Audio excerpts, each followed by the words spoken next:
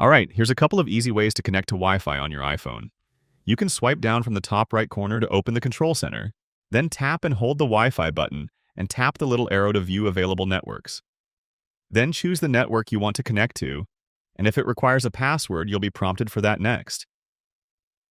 That's it. My screen recording hides the password, but after typing that, you're connected and all set.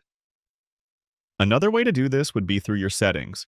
You'll go to Settings, and towards the top, you'll see a menu for Wi-Fi.